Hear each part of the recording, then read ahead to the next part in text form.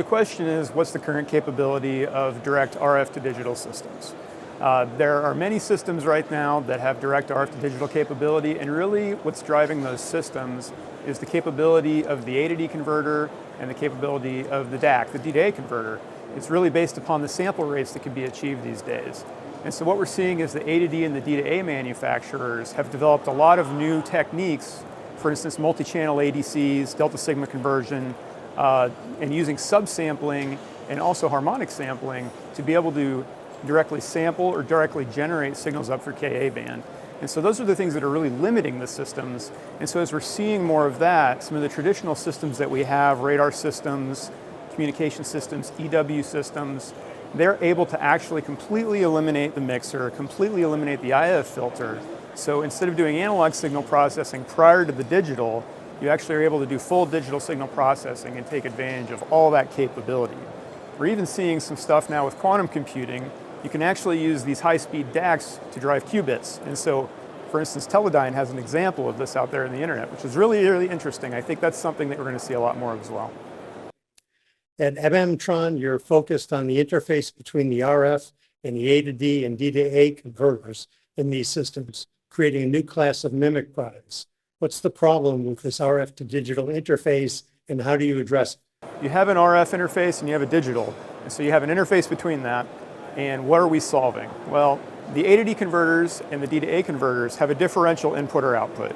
And most RF components are single-ended, so they have a single input and single output.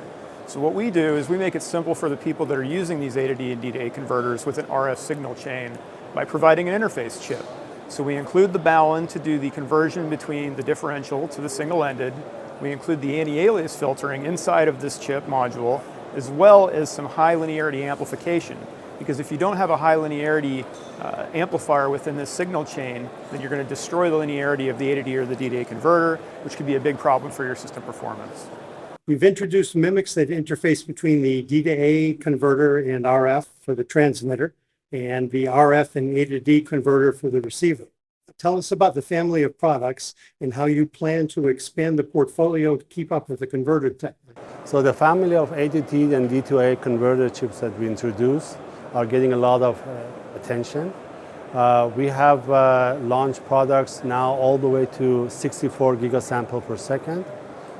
We are receiving multiple orders over the family of the products. So that's the line of products that we launched. This is your first time exhibiting at European Microwave. What are your goals for the show, and what are your impressions? This is our first time at the European Microwave Conference. We already have two customers in Europe. One is the largest aerospace company in Europe, and in the course of the 2 days we've been at the show, we've attracted several new customers. So we're very excited about being here and being able to show our cutting-edge products to the European customers.